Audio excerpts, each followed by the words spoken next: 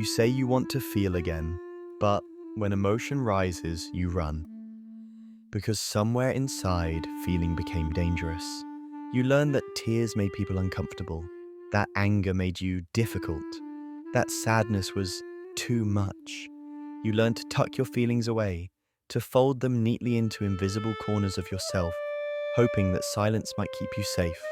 And maybe it did for a while. Maybe numbing yourself was the only way to survive in a world that never seemed to know what to do with your softness. But over time, you forgot how to come back. You forgot that repression isn't peace. It's a slow suffocation that teaches the heart to whisper when it was born to speak. When you were little, emotions didn't feel complicated. They were immediate. You cried when you were hurt, you laughed when you were happy, you reached out when you needed love. But one day, someone flinched. Maybe they told you to stop crying, or they left the room when your voice trembled. Maybe you were punished for being too expressive, or worse, ignored entirely. And in that moment, your nervous system made a quiet vow. Feeling equals danger. Vulnerability equals loss. Your body learned to protect itself by shutting down, by becoming a gatekeeper of every impulse that once flowed freely. That's how emotional repression begins, not from a lack of emotion, but from an overflow of pain that no one helped you hold. It's strange, isn't it? How easily we blame ourselves for the ways we learn to survive. You tell yourself you're cold, distant, unfeeling, but repression isn't a flaw in your character. It's a scar from environments where openness was unsafe. Hypervigilance becomes your companion. You scan every room for emotional cues, gauging what version of yourself is most acceptable. You build an internal algorithm for safety. Don't cry here, don't speak too much there, smile even when you're breaking. You become the master of emotional camouflage, and yet in the quiet moments you feel hollow.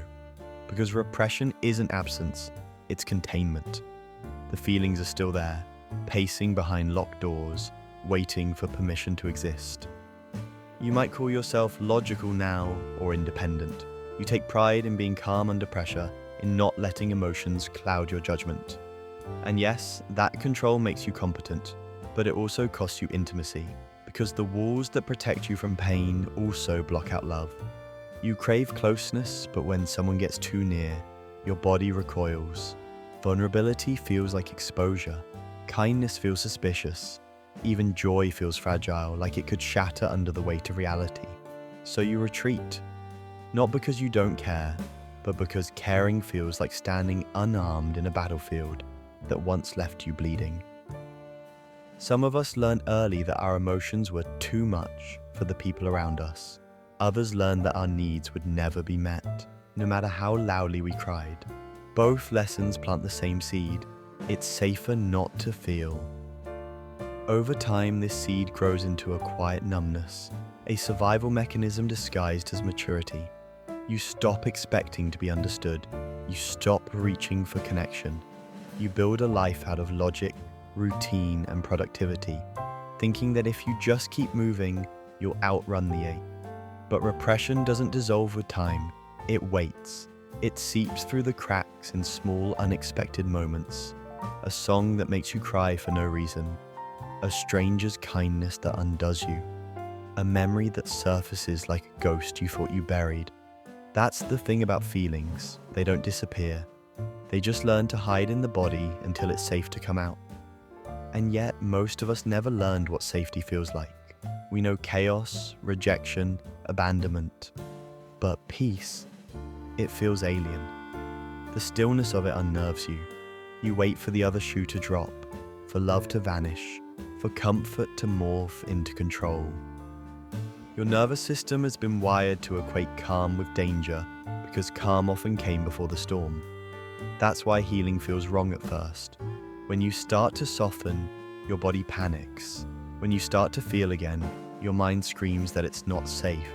You confuse emotional presence with vulnerability, and vulnerability with threat. But what you're feeling is not danger. It's the absence of familiar pain. And sometimes, absence feels terrifying. This is the paradox of repression.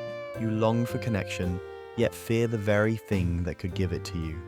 You crave authenticity, but your reflex is to retreat. Your body remembers every time it was punished for being real, and now it trembles at the thought of being seen. This is why self-awareness alone isn't enough. You can understand your trauma and still be trapped by it, because healing doesn't begin in the mind. It begins in the body. It begins with teaching your nervous system that emotion is not the enemy, that crying doesn't make you weak, that feeling doesn't mean falling apart. It means returning to yourself. You have to start small. Maybe it's allowing yourself to feel sadness without labeling it as dramatic. Maybe it's sitting with anger without turning it inward. Maybe it's saying, "I'm hurt," instead of pretending you're fine.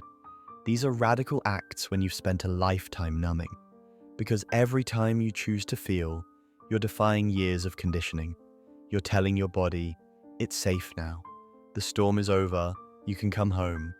Reconnecting with your emotions isn't linear.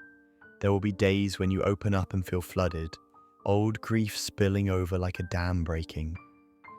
There will be moments of shame where vulnerability feels like a mistake.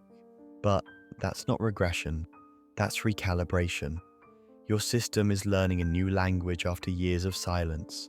The tears, the tremors, the ache, they're not signs of weakness. They're the body thawing from emotional frostbite. It's what healing sounds like when the heart begins to speak again. You might grieve for your younger self, the one who learned to hide, to perform, to shrink. Let yourself. That grief is sacred. It's the bridge between repression and reclamation. Because healing isn't about becoming someone new. It's about remembering who you were before you learned to be afraid of yourself, before you were taught that feelings made you unlovable, before you traded authenticity for acceptance. That child still lives within you, waiting to be told that it's okay to feel again. And one day, without realizing it, you'll catch yourself crying and not apologize for it. You'll speak your truth without rehearsing. You'll let someone hold you without flinching. And it won't feel foreign anymore. It will feel like remembering, like your body finally exhaling after years of holding its breath. That's the quiet miracle of healing. Not the absence of pain, but the return of aliveness. You stop fearing your emotions because you realize they were never the enemy. They were the messengers, the guardians, the parts of you that never gave up on being human. So if you're scared to feel, that's okay. It means you're standing at the threshold of your own return. The path back to yourself will be uncomfortable. It will ask for courage, softness, and patience. But every tear, every tremor, every pang of vulnerability is a sign that your body is learning safety, that your heart is remembering how to trust itself again. Feeling isn't regression, it's resurrection. It's your soul reminding you that to be alive is to feel deeply, even when it hurts, and that maybe feeling was never the danger, it was always the way home.